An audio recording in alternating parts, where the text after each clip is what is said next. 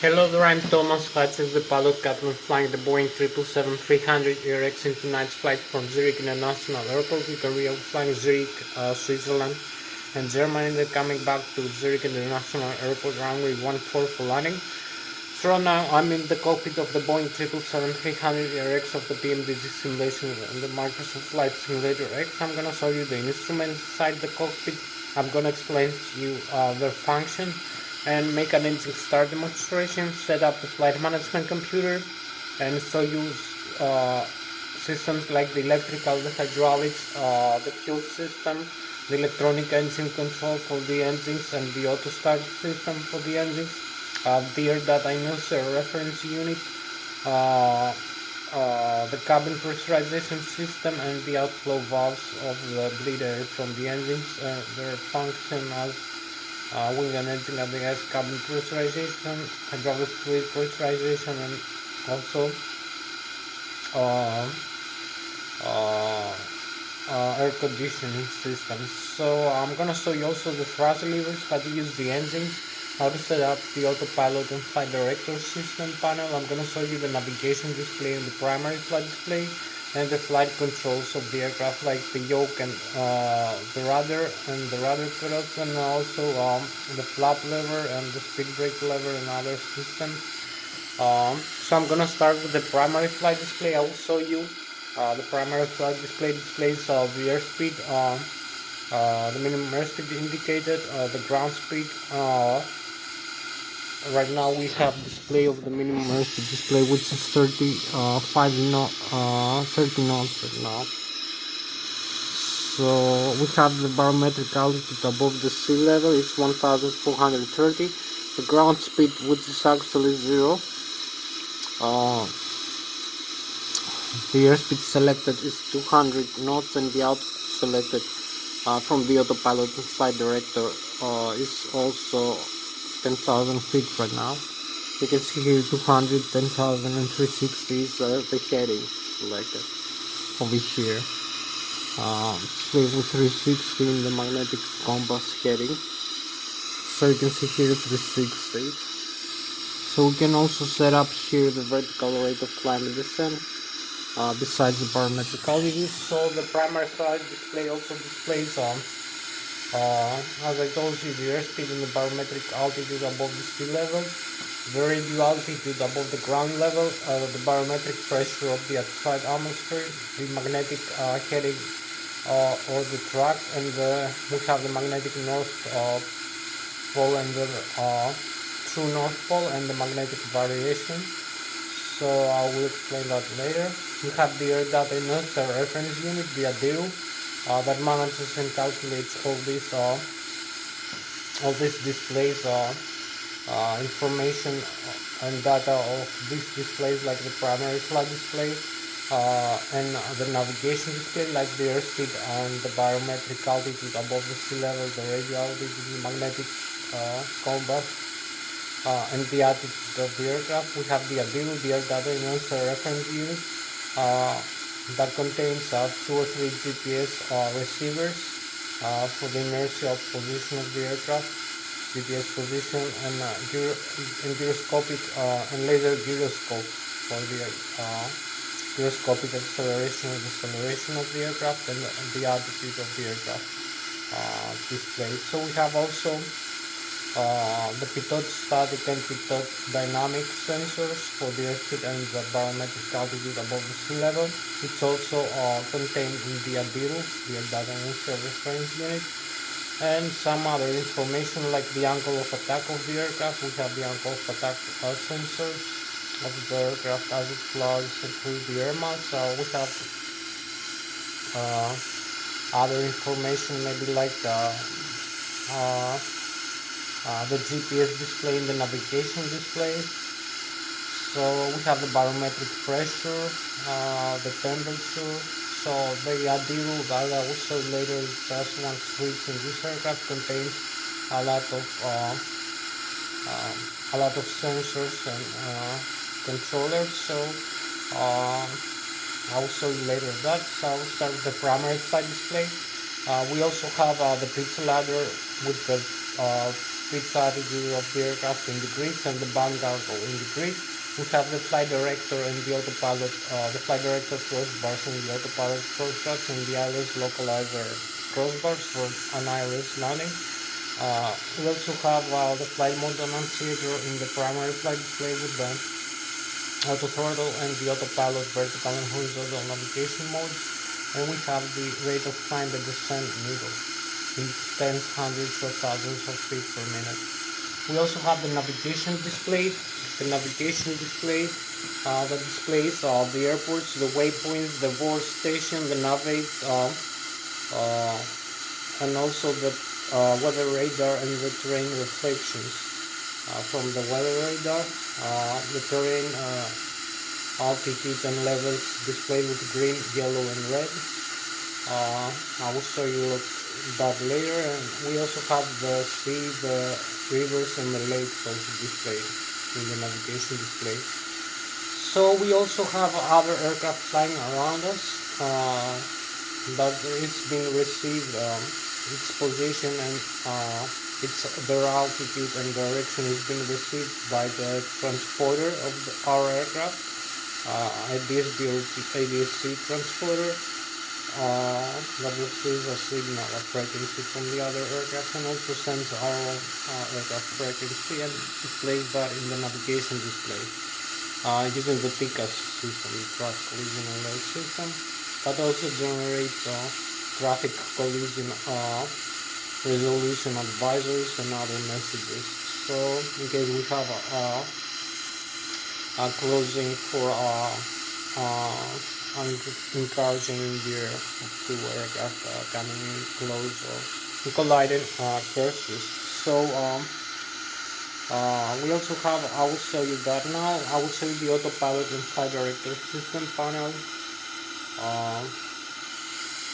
So we have about an hour, 10 minutes more for this flight. So I will start with the primary flight display, then I will show you the autopilot and flight director system panel. I will show you the airspeed selector, the select node, the heading select node, the altitude select node, and other information. So you can see here we have the cockpit, we have the primary flight display, the navigation display, always here, and here is the primary flight display, and here is the autopilot and flight director system panel with the airspeed, the heading, and the altitude. We have also the upper and the lower ACAS, the indication controller system, the thrust levers. So the autopilot and flight director system panel contains things like the airspeed select knob, the heading select knob, the altitude select knob, and the vertical rate of climb and descent slider. And we have the airspeed hold switch for the auto thrust speed modes or glide modes or flight level change modes for a fixed or variable thrust. And we use mostly fixed thrust for climb or descent. We use the idle fixed thrust, so we use maximum thrust power for climb, and then we use variable thrust for cruise or for approach and landing. We have two thrust modes for the engines, which are controlled by the FADEX full authority control controller. So I will explain you later. So we adjust the airspeed, the target airspeed with the airspeed knob here. You can see we have the primary flight display here, so you will adjust the airspeed, target airspeed here with the airspeed select knob here. You can see also this is depressible, so you adjust like that. Whatever speed you like, but you have to use some values which work out each time. So you can depress this. This is the flight director on and off, the auto throttle left and right on and off. So you will see the messages here. If you deselect this, you will see auto throttle left, and you will see auto throttle right. It's off. so there is no auto throttle now.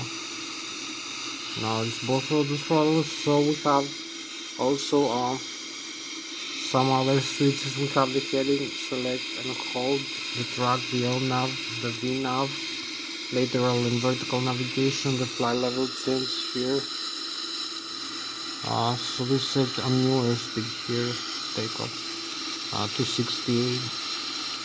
So you'll see 268 here displayed, and takeoff and flight level change speed, takeoff 10,000 feet. So I will adjust the other airspeed that I like and set the heading here for the runway heading over here. You can select the bank angle limit like that. This maybe disengage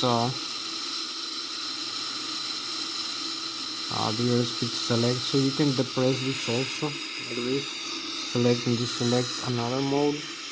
Also this the altitude here in the thousands, so you will select a higher altitude here if you like this, thousands and then hundreds, and then you can set the hold. You have to use either this or this or this, one of these. Some modes don't work out together. So now we have this heading here, hold 136, with this altitude here 35,300 and this airspeed 253 knots in the primary flight display. So you can see a couple more things. Here is the slider for the vertical rate of climb descent here. You can set a descent minus 1000 or plus a climb. So you will see the VS here, the vertical speed, the slider over the flight director crossbars. Or you can set the FPA, the flight path angle. It's a minus or a plus.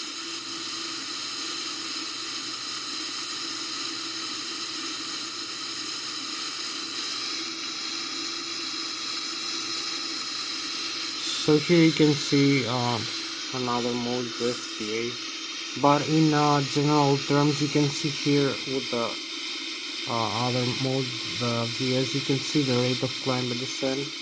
Like if you set 3400, you will see the slider here above 2000, this mark or this purple mark here, that represents how fast you want to climb the aircraft after takeoff. You have the heading hold and the vertical speed here. So this is so much for this switch. We also have the vol localizer, the approach, the other side flight director here for the first officer. So we have the climb continues and the auto throttle. Level change. We have here is the autopilot. Maybe we cannot connect it right now. We have an inhibitor for the autopilot, so maybe I need to set the flaps down here at like maybe all the way down full to the 30 degrees. So you will see the flaps moving now, displayed over here in the ACAS, the upper ACAS. You will see the flaps going down to 30 degrees. Mark.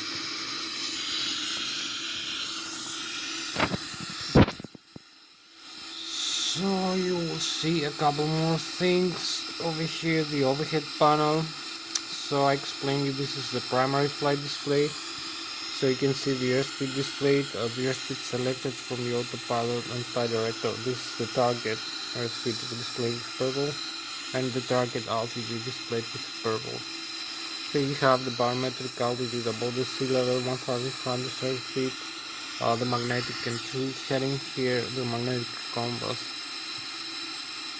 the flight director with the crossbars here for manual flying, or the autopilot for automatic, also in a while. And you have also the pitch ladder in degrees, the bank angle in degrees, the angle of attack of the aircraft with the flight mode annunciator over here. The altitude, so have the barometric pressure in inches of mercury, or you can select hectopascals here, and the standard parametric pressure setting. So you have 60 Pascal, it's P 1013 Pascal. So this is the radio altitude above the ground is 2 feet right now, calculated. So you will see later this here we have the control yoke of the aircraft. It's used for the flight controls, 4 pitch up for directional control, pitch up, pitch down, bunker left, bunker right, and we have the rudder pedals also, right and left for the vertical stabilizer. We'll show you a couple more instruments.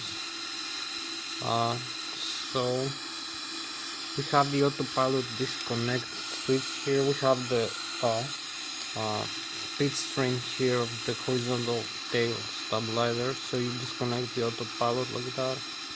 If you connect it here first, autopilot engage, you will see the autopilot engage here with the command modes here for the autopilot. You have some limits. So you see these yellow lines here. I think they're not visible when the flight director is on. So you can press this switch here. You will see the autopilot is disconnected. The flight director is on now. Right here. So you will see this warning: autopilot disconnect. You're going up here and reset the warning. So if you re-engage the autopilot, you can use this switch also to disengage the autopilot. Disengage. You hear the warning again: autopilot disconnect. You have the warnings here. So maybe re-engage it. So you one more time how to disengage the autopilot. Engage this. If you disengage, you will see the autopilot disconnect. Now the autopilot is connected. So I will disconnect again one more time and set some other things to do. Cancel the warning like this. You don't need the autopilot. So this is where I set the flaps. We have the speed brakes here. So we have about 50 more minutes for this flight, so I have to be a little bit faster now for these explanations with the autopilot connect and disconnect. So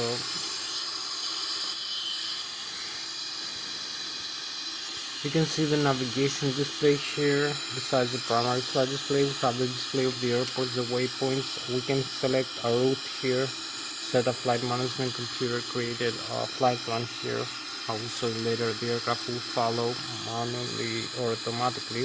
The pilot will follow manually and the aircraft automatically using the autopilot here, guidance. So you can see the thrust levers here. We have this switch here in the thrust levers, which is the auto throttle disconnect switch. This disconnects the auto throttle. So you move the throttle reverse manually. This is the takeoff go around. So now you can move the throttle. This also retracts the speed brakes of the aircraft if they are extended. If you move the thrust lever above the idle. So we have the M1 here, 69, 71. We have the takeoff mark here, the maximum takeoff power. You can see 104.6%. So the M1 is the low speed, low pressure compressor stage of the turbo engine. Some warnings here for takeoff. The exhaust gas temperature per engine. The total fuel on board the aircraft 104.8 thousand pounds. The temperature of the fuel and the duct pressure from the outflow valves of the engines and the outflow valves for climb and descent of the aircraft. For the cabin pressurization system, the input, which is a high-speed, high-pressure compressor stage in the turbo engine, the fuel flow per engine per hour, the oil pressure, oil temperature, oil quantity, and the vibration of the N2 stage of the engine. So this fuel is 46,000 kilograms in kilograms.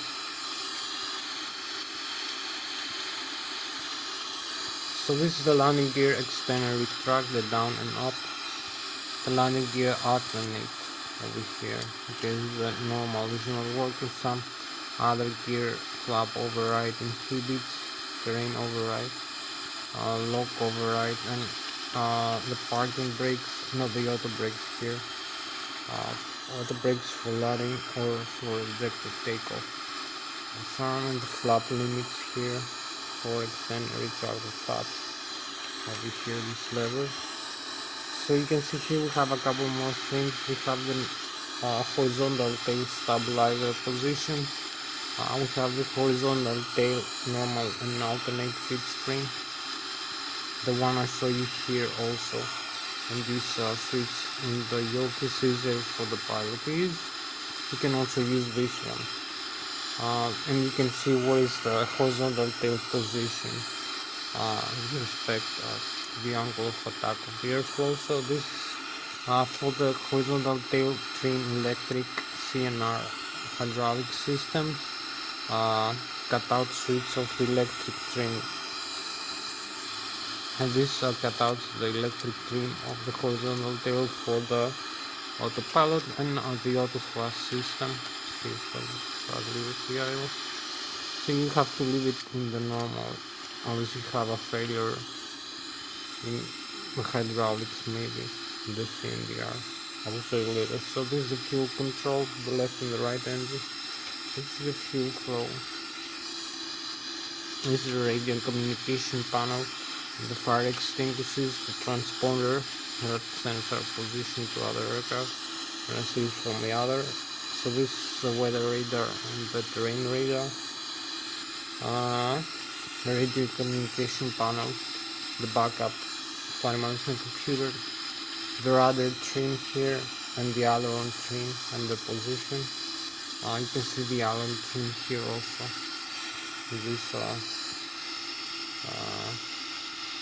This is display. So a few more things in the overhead panel I will show you later. So we have about 15 and 10 to the 46.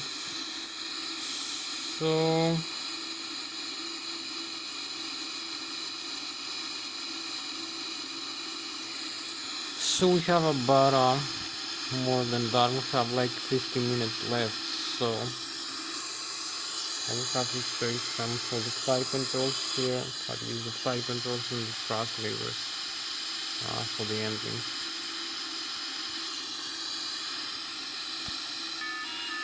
So this thrust from the engine. So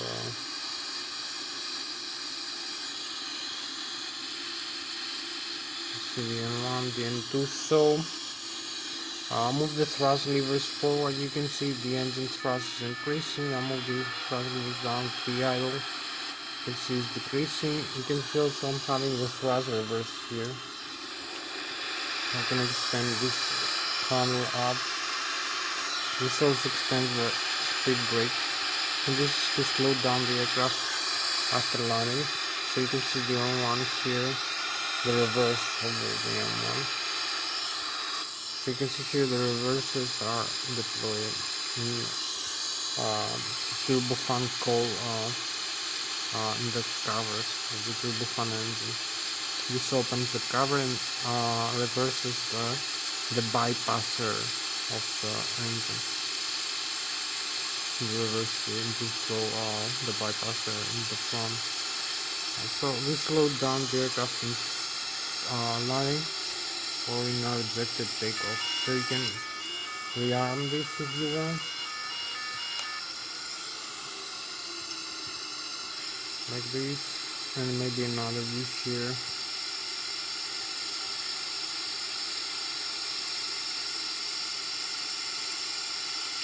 So close it again and reopen the throttle.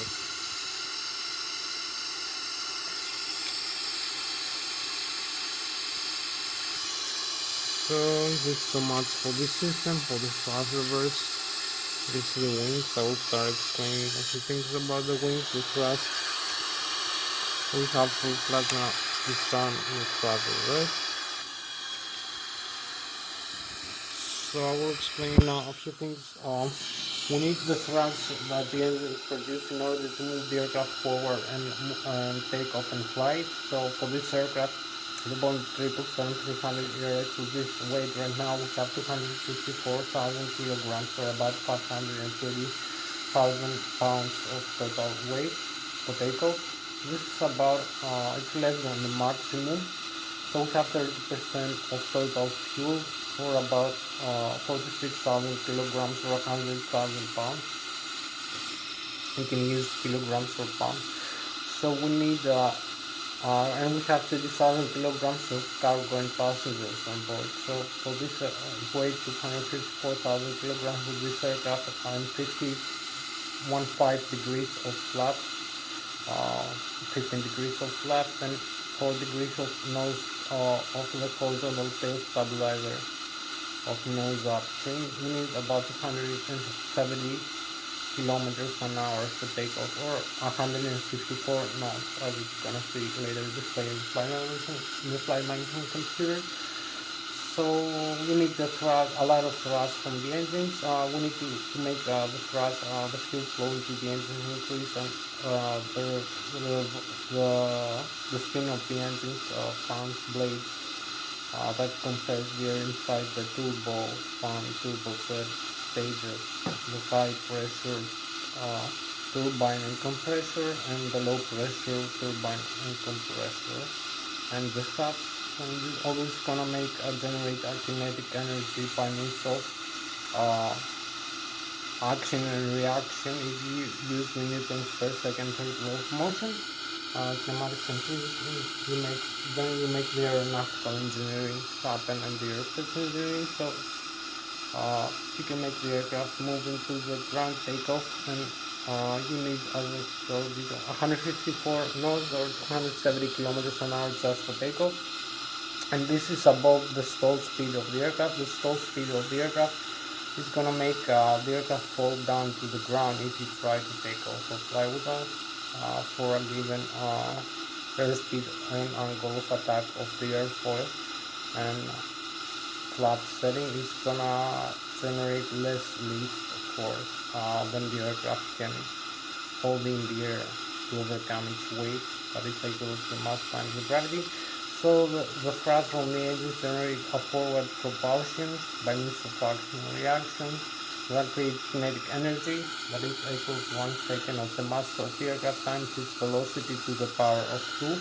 So this makes the aircraft accelerate forward, acquire velocity, and accelerate to the takeoff airspeed. As I told you, V1, V rotate, and then V2, which is the takeoff airspeed of 270 kilometers an hour, and you have to fly with a higher airspeed and then come back to life.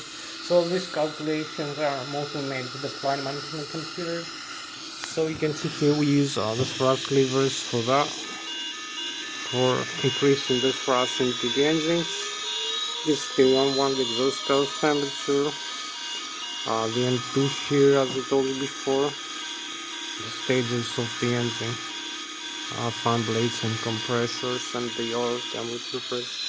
So these displays here and these indications are being monitored and controlled by the FIDEX. The FIDEX are the full authority digital electronic control computers, one installed per engine, dual channel with dual channel redundancy. One channel plays, the other one takes over. So he controls and monitors the display. You see the N1, which is the low speed, low pressure compressor stage of the turbofan turbo engine, the exhaust temperature, the fuel flow per engine per hour. The N2 is the high speed, high pressure compressor stage of the turbofan turbo engine, the oil pressure, the oil temperature, and the oil quantity, the vibration of the engine, the outflow pressure, and generates outflow pressure from the engine to stabilize and relieve the engines, the pressure inside the engines, or increase it, and also for supplying other systems using the packs, also valves, bleeder, for cabin pressurization, wing energy can be eyes hydraulic fluid pressurization and air conditioning, and also other systems. For the engines, optimizes the flight performance and the fuel consumption. So if you climb higher, for instance, we consume less fuel. Uh, and we have difference of fuel and air mixtures between altitudes and temperatures. So all this controlled by the planets and other systems of the aircraft. So I will show you now again. Now a little bit of the outside. So you can see the forward thrust from the engine propels the aircraft forward, and the thrust overcomes the drag from the air friction in the skin of the aircraft and the wings of the aircraft. That also generates additional lift force into the wings. So the lift force is being generated by the wings when the aircraft is accelerated in the ground for takeoff at 270 kilometers an hour or 100 miles. So the lift force overcomes the weight of the aircraft, that is equal to the mass times the gravity, and the thrust overcomes the drag. So the lift force is created by the wings of the aircraft. As you can see, the wings of the aircraft have the ability when the air strikes at different angles to attack the airflow generates some deflections, and also it creates pressure into the wings. So you need more airspeed. The airspeed is good for this aircraft to fly. So you can see here we have the other spoilers that generate deflections and make the aircraft bank roll, for instance, around its center of gravity. So you can see the bottom part of the wing is more flat, a little bit flatter, while the top surface of the wing is more curved. It has a curvature. So the bottom surface of the wing is flat, and the top surface of the wing has a curvature. So the air travels slower in the bottom surface of the wing, and it travels faster in the top surface of the wing. This creates a differential pressure between the bottom surface and the top surface of the wing, and this sucks the aircraft into the air, up into the air, with an air suction and an overpressure, a high pressure below the wing. So this makes the lift force that overcomes the weight of the aircraft, the top component of the weight, and the center of gravity. So it must be stabilized at around the point. The maximum aerodynamic lift should be equalized with the center of gravity of the aircraft to have stability in flight, and also have two directional controls in flight using the elevators and the vertical stabilizer, the rudder, and the elements of the spoiler, so you can make turns in flight or hold the aircraft stable or do whatever you want. So you can see we have higher pressure when the air mass flows back uh, from the leading edge of the airfoil to the trailing edge, all the way back. This airstream. So you need this airstream of air above and below the wing, and as I told you, it is more pressurized below the wing and less pressurized above the wing, because it travels slower below the wing and faster above the wing. So this creates the lift. So the lift we have also the position of the mean aerodynamic chord or Mach 35% of the mean aerodynamic chord where the maximum lift is being created, and also the center of gravity of the airline or aircraft usually is located at forward or up. So you can position the center of gravity forward or up by taking the quantity of fuel into the fuel tanks and the cargo and passengers inside the aircraft. So you can see the position of the center of gravity is about here, and the mean aerodynamic chord, the 25% of the Mach, is about here. It goes all the way out. So 50% of Mach is about here, 100% is about here, so it's the whole wing. So only 1/4 of the wing chord. This makes the maximum aerodynamic lift position over here. So this is the center of gravity, and also you can see from the center of gravity we transverse some vectors. We use physics first, second, and third law of motion.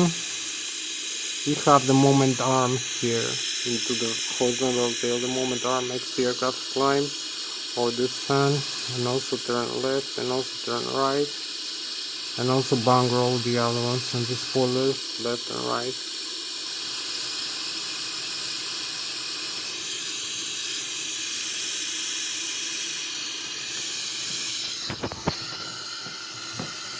So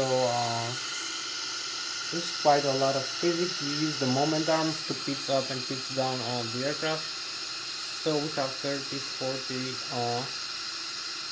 we have 30 and 10, 45 minutes. So we have about yes, pretty much like this. Is 5 plus 15 is 30 plus 18. It's 38 minutes left, so I have to go a little bit faster. So you can see we have here the moment arm. The moment arm is the distance. It's the force. The moment arm is the force times the distance from the center of gravity all the way back to the tail of the aircraft, times the airflow mass per second, times the surface area of the elevator or the stabilizer, the vertical rudder, or the horizontal stabilizer, or the elevator or the rudder or the aileron. So it's over a surface area of control of the aircraft, and it's times the gravity of the earth. So it's a force of moment on Newton's force using Newton's physics, kinematics and dynamics. So I will explain another chapter, and this is also part of the aerospace engineering part, and also flying the airplane.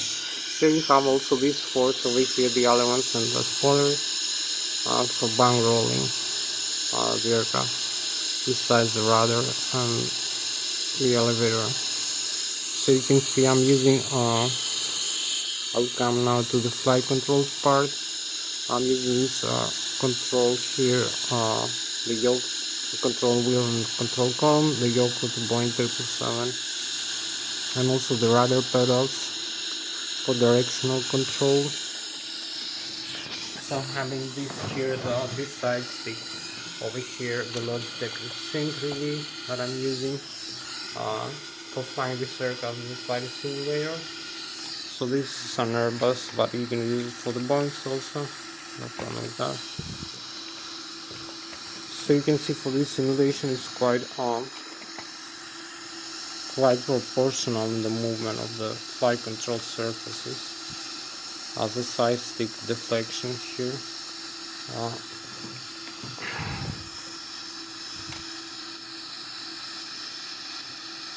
So you can pitch up to climb or pitch down to descend, and also bang roll left and bang roll right, and use the rudder pedals for maybe for turning left and right, or a coordinated flight turn. So you can pitch up, pitch down, bang roll left, bang roll right, the horizontal stabilizer trim over here, and also the thrust levers position here. So pitch up, pitch down, bang roll left and bang roll right. Now I'm gonna show you the outside view of this airplane.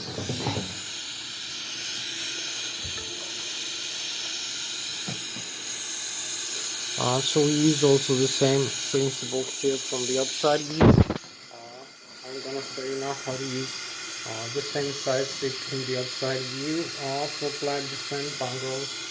So again the same side stick here, as you can see, the Lszh Extreme 3D.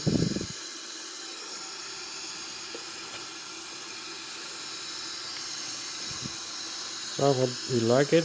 Pitch up, pitch down, bang roll left and right, and also the thrust levers and the stabilizer trim. So you can see here again, it's the same principle over here for controlling the flight control of the aircraft, like the rudder over here.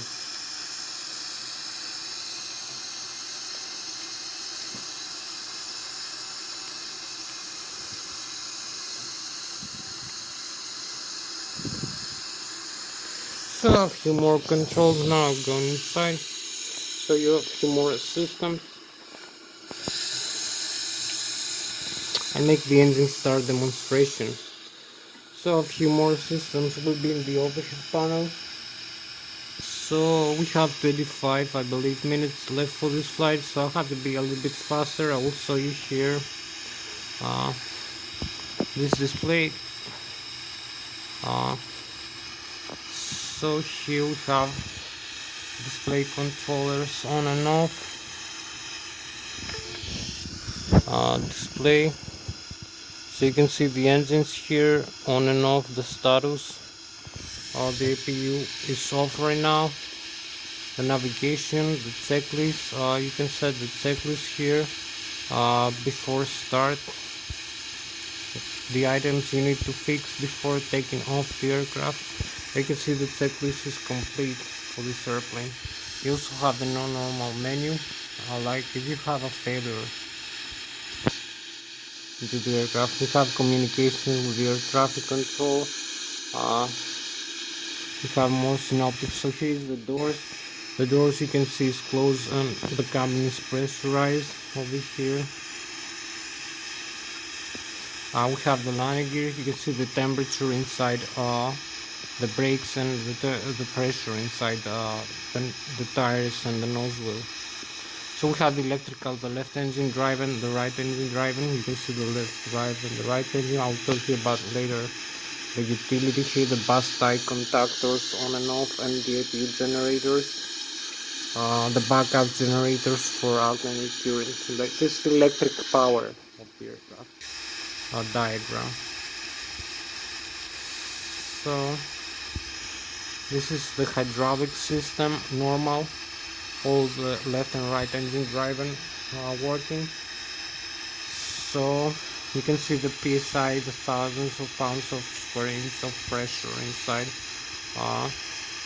the system, the hydraulic system. So we also have the consumers of hydraulics. We have the left engine, the right engine here driving pumps and generators, so the electrical driving. The shut-off valves here, SOV shut-off valves. The isolation valves, some systems that consume the hydraulic fluid for the function. So we have the fuel on board. We have the left and the right engine, also in the overhead panel now. It's same symbol, same diagrams. Total fuel quantity, the crossfeed is solved. You can see left engine, right engine, and this is the low and high pressure pumps valves inside the engine. This one is for the fuel flow from the wing. This is inside the engine. So this is the forward and the aft. I'm gonna turn the APU also on. This is the center tank, the left wing tank, the right wing tank, the fuel they contain. The air system here, you can see. We're gonna use the APU for starting the engine. So this is the duct pressure from the left and the right engine. The APU also is off for now. Gonna turn it on. The trimmer. So this is from the stages that all is from the engine. So if we increase the thrust here from the engine, if I move the thrust levers forward, you will see the duct pressure inside the engine increase rapidly because we have more outflow air. So move the thrust levers back to the idle. So we use this pressurized air from left and right engine for cabin pressurization. We are enhancing at the ice, air conditioning over here. The hydraulic fluid here, you can see the air C1 and C2, some hydraulic fluid pressure. And also we use the APU driven pressurizer for starting the engines also in a while. So here we have the flight control source. You can see the flight control surfaces. So if I extend the speed brakes here, you will see the flight controls of the aircraft are all working normally right now. The stabilizer trim is at 5 degrees. So this is how you use this control wheel and pedal. It's working normally right now. Also in another video, maybe at the graded mode that we have also the autopilot here from the system, the first officer steer control. You can see this works normally here. So we go back into the modes of the engines. gonna make an engine start demonstration now. So I need to come here in the virtual cockpit in the obviously the upper panel. So we have another nice view here. We have a few more minutes to go. So you can see all the systems that we have in the other view. We have it also here, all functioning the same. You can see the model of the aircraft here again. The control wheel here, the autopilot here. Again, engage. If I want to disengage. And the warning here cancel. So come here in the overhead panel, you can see this. This is electrical that I saw you before. We turn the APU on here in the start position. We need to start the auxiliary power unit. You can see the batteries. So this is the left engine driving and the right engine driving IDZs. The IDZs are driven by the engine inside the gearbox. There are 120,000 kilovolts or 120,000 watts of alternate current, 115 to 200 volts, 400 Hz frequency, constant frequency, three-phase. It's created by IDGs, integrated drive generators, bipolar north and south pole, electromagnetic alternators. So you use electromagnetic induction for running current. You can convert into direct current using a transformer rectifier. You also have the batteries for direct current. You have 38 volts direct current and 48 amperes. This can be converted into alternate using a static inverter. We have some other systems in electrical. I will show you later. So you can see the IDGs on and off here. You can turn all off if you want. If you wish, you have some kind of failure because maybe the APU is not yet totally started. So we have to use this again. We have saved the data. Yes. So this is the hydraulic over here. You can turn on and off. I will show you maybe in another flight having more time for this. I will leave this the way it is right now. We have the air data and reference unit here, the ADIRU, the thrust asymmetry compensator, the window sheet, the windshield wipers, the lighting of the aircraft inside and outside, the electronic engine control computers for the engines, and the auto start on and off here. So you can turn off the cargo fire and the APU fire. I'm at the start. On the nozzle for the Edison fuel, Edison dump fuel, and also the crossfeed valves here and the pumps. We have the left wing, the right wing, and the engine feed. You can see the pressure here for the pumps. The wing and engine ADIs, the cabin pressurization auto, or manually use the outflow valves for climb or descend the aircraft, and select the landing altitude. Engine system left and right engine, the bleeder that I showed you before, the pressurizer, we select on and off, and also the packs, the isolation valves, and we need this for the cabin pressurization, wing and engine ADIs, hydraulic fluid. Also, and starting the engine, we need only this, the APU, not in the off right now, so we leave this in the on position. So this is so much for this overhead panel. This view, I will come here and turn off maybe the engines. I believe we have the APU on right now, so I only need to turn off these engines here, both of them. So this is gonna create some reconfigurations. You will see the engines turned down here message. So you will see no fuel flow into the engine.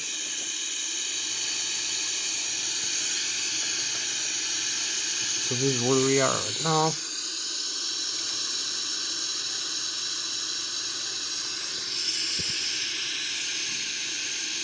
It's my aircraft at this position. I'm gonna start the engine now.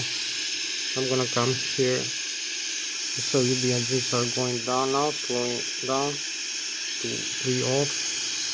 You can see here.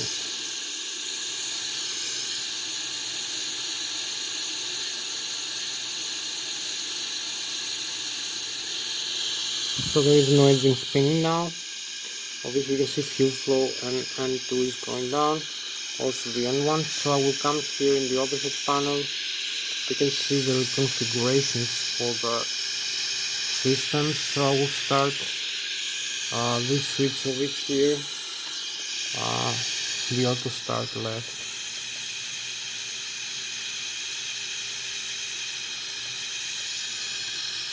So you will see the N1 and the auto start left. The exhaust temperature, the N2, the fuel flow. The fuel flow is 0, so you'll see only the left wing engine right now spinning, because there is pressurizer inside the left wing engine, and this is needed for the start of the engine. So we start the fuel flow now into the left engine. So fuel flow is 0, it will jump rapidly into a higher level. So we have it here, the N2 also, so you can see the spinner now of the front fan moving higher and higher. We have the engine start here, and here we go.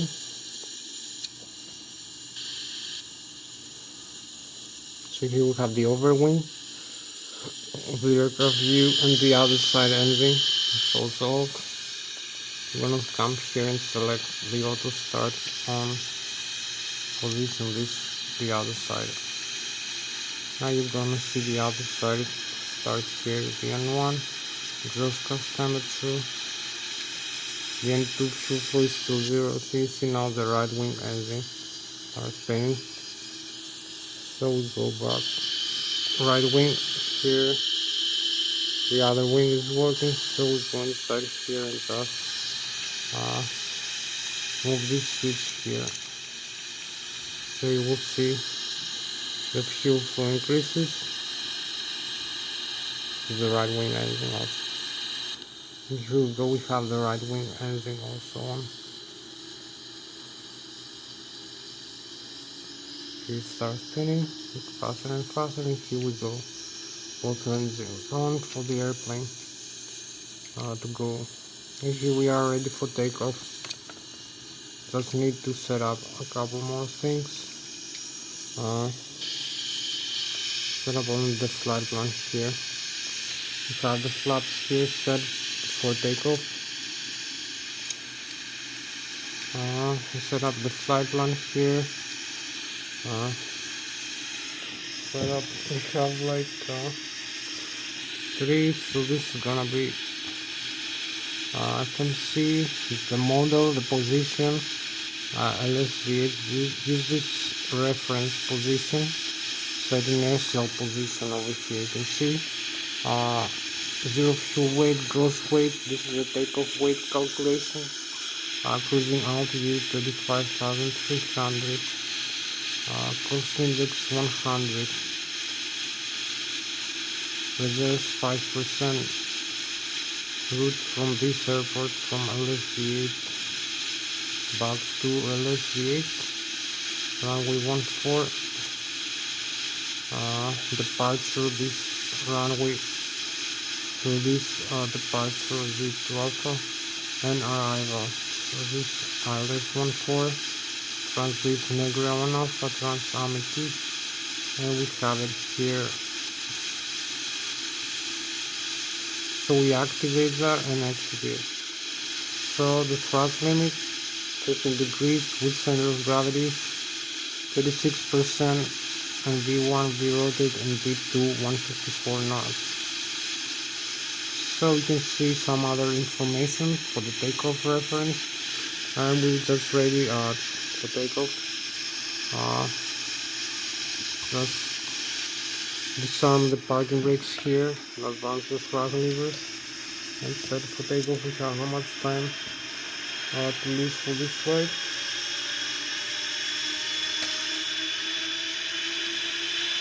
So I'm using also this tiller, the nose will tiller here. for nozzle steering.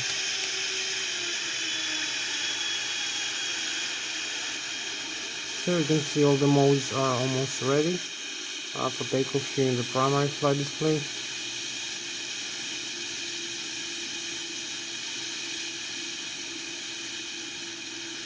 So aligned with the runway.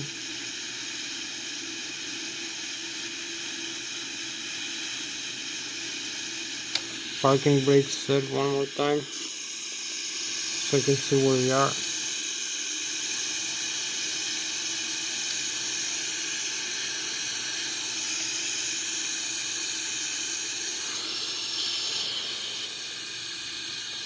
So you can see the modes here in the primary flight display, the navigation display also. You can see the radar, you can see also the waypoints and the flight plan here we have to fly. We use the autopilot, the terrain scan, the airspeed and the altitude target, the Lszh localizer. So use LNAV here function, move the thrust levers forward. For takeoff you will see the N1 to stabilize the gross thrust temperature, the N2 also. So we use the takeoff power now. Maximum takeoff and go. Disarm the parking brake and go. So we have like a few more minutes for this flight, like 18 more minutes. We have 100 knots here, 124, V1, V rotate, and V2. Here we go. Be careful not to strike the tail in takeoff, just small pitch up here. So we have a positive rate of climb. So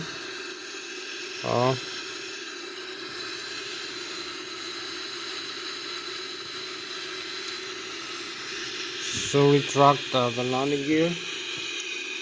So you can see we are 2000 feet above the ground level now, 2200, 2500 is the radial altitude, the barometric altitude above the sea level 4000 feet, the rate of climb 6000 feet per minute, the airspeed 178 knots, the stall speed over here I told you, so we use a little bit more climb power here. So you can see some other things. We have the speed here now, it makes the aircraft climb slower. So I need to disarm the autothrottle.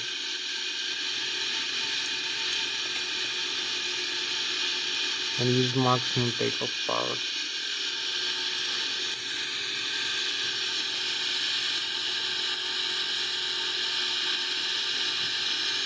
So you can see the modes here, you can see we keep climbing. The flight director launch, flight level change, speed and around. So this no leaving the aircraft climbs faster.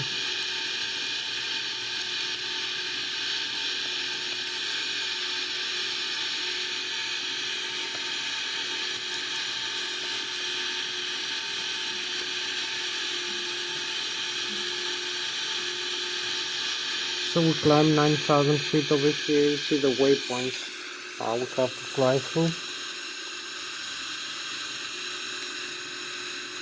You can even fly with this instrument and have an Lszh localizer landing. So this is overflying the airport here and the night view here.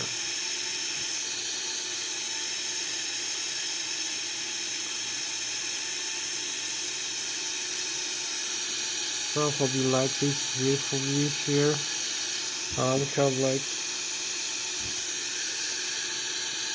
15 more minutes for this flight, so it's okay. So I hope you like the way we climbed the Boeing 777.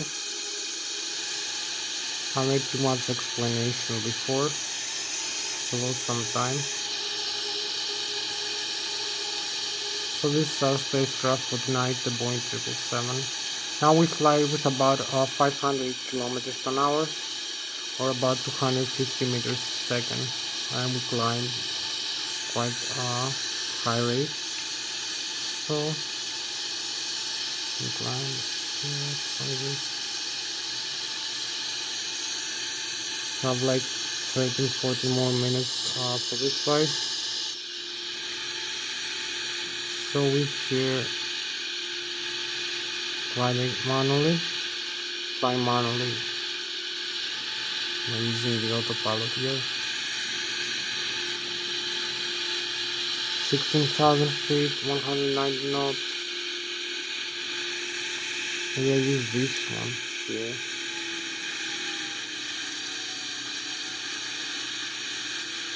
I'm gonna change the airspeed mode and the thrust power.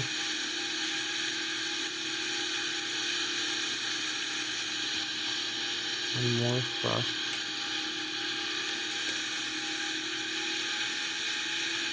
And to climb faster, I don't need an economy climb right now.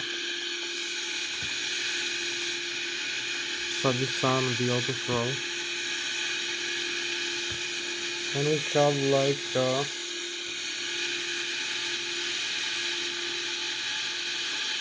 we have 13 more minutes for this flight, 3 more minutes. Keep climbing up, 18,000 feet, this is a transition altitude here.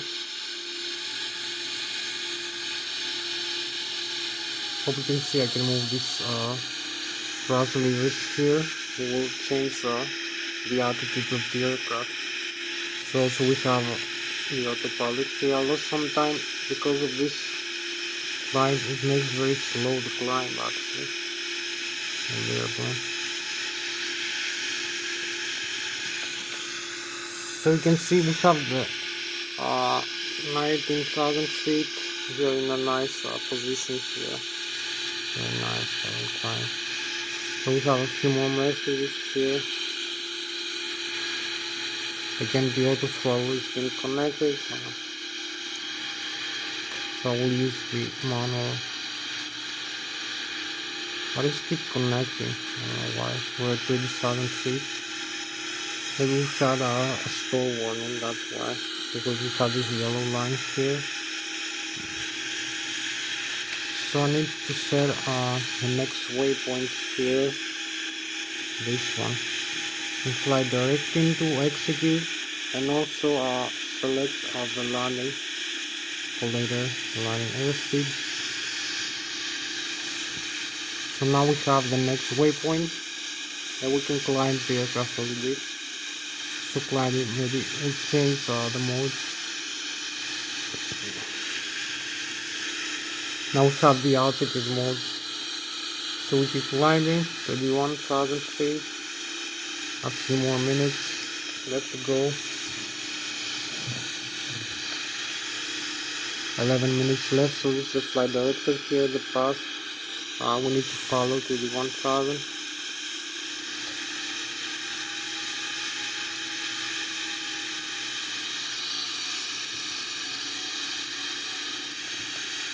It's a little bit more airspeed.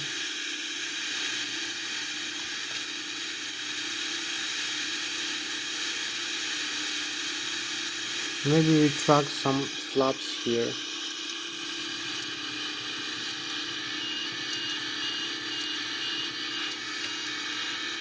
I don't need so many flaps right now. We need to accelerate faster.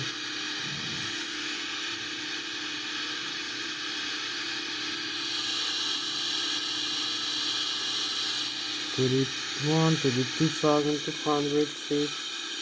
Keep lining up. We'll have to turn back into the airport in a couple of minutes. Because not much time left for this flying actually.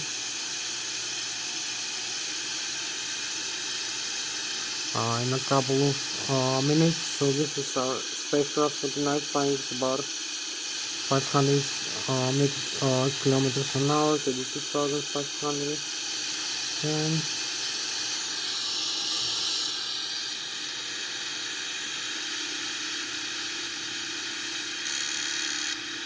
so this gives me some hard time here. This one.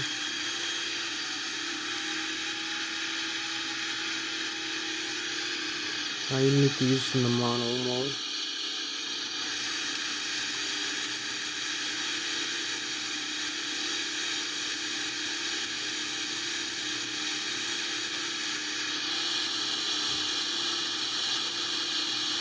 So now we crossed 33,000 feet. So we're gonna start having the chemtrails here. This is what we need. We're gonna start going back into the airport now. Turning back on the flight. So this is us flying with 900 kilometers an hour or 300 meters per second. We're flying, we have the Germany in front of us. You can see how beautiful is the Bayern Munich and the Bavaria. This valley, so we're flying also this lake. Now time to go back into the airport. After this very slow climb using the auto throttle system.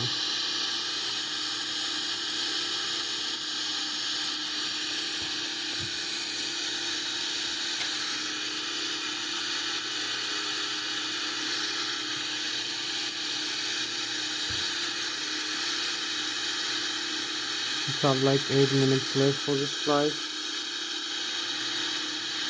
So here we are in the optimum altitude. So I need to use some of this accelerated simulation mode.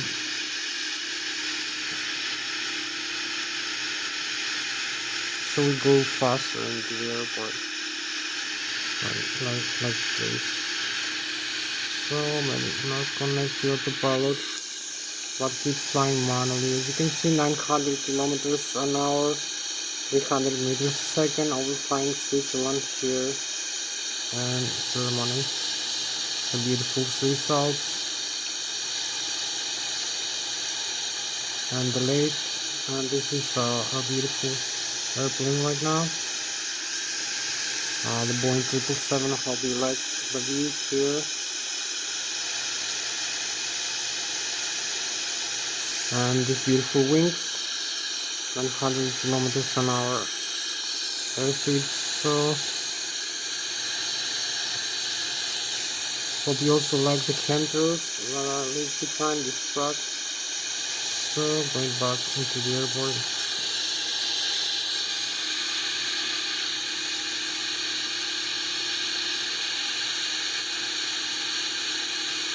I'm gonna start descending now. To the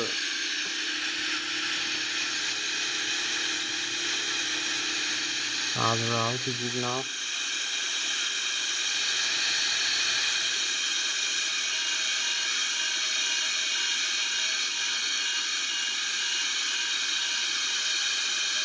So we start descent now. Idle thrust.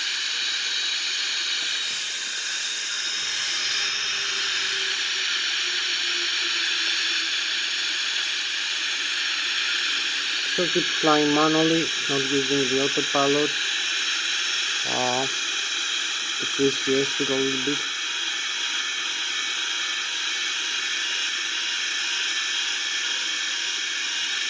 And also using some speed brakes here for slowing down the aircraft. So you can see now we go into idle thrust. And idle thrust mode here as we descend. Now we are in the descent mode. We have 5 and 7, 12, like 6 more minutes left for this flight.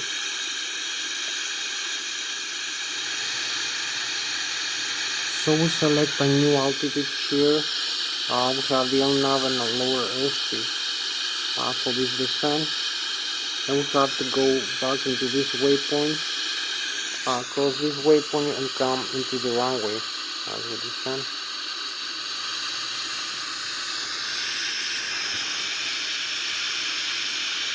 So we have last 5,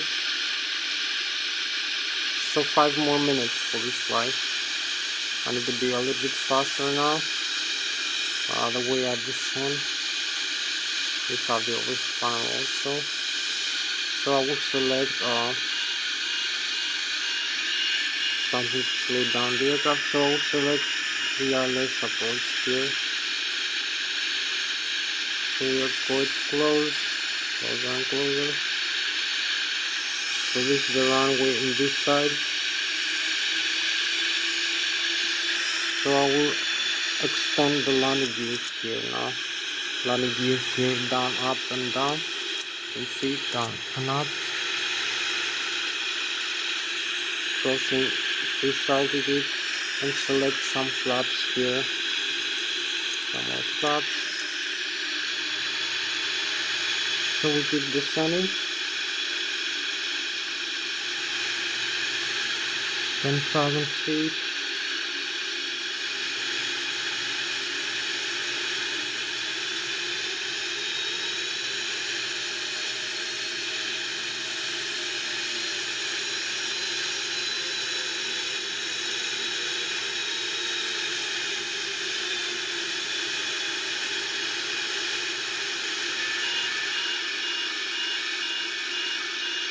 Seven thousand feet. Cross the river here.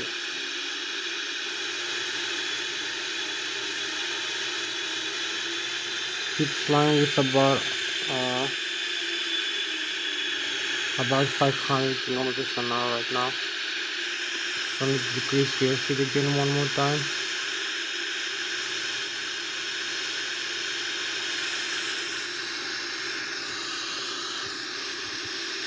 And also need to come closer into the runway. So we have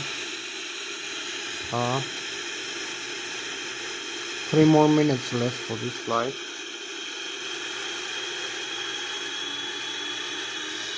So this is where we are right now. Closer into the ground. 3 more minutes for this flight. We're coming closer to the ground. That's for the landing. Hopefully.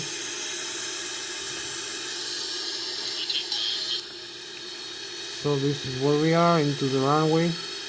We have the runway inside. 3,500, 1,500 feet. So we have the Lszh localizer now.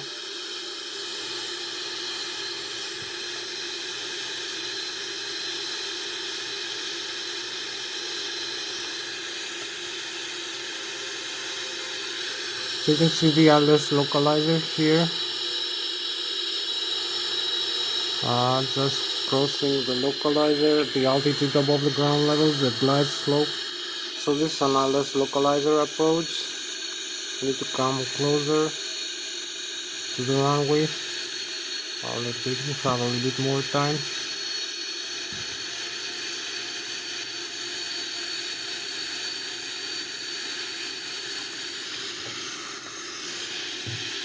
We have a few more time. Right,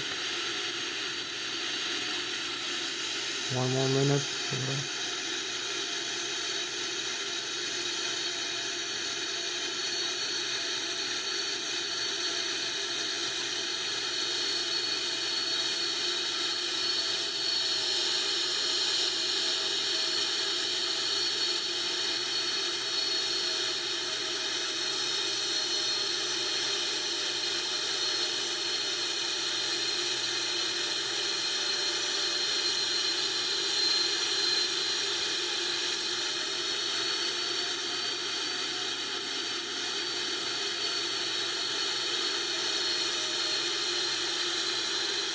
Maybe 1 more minute left for this flight, and it's gone. This is a video limited flight.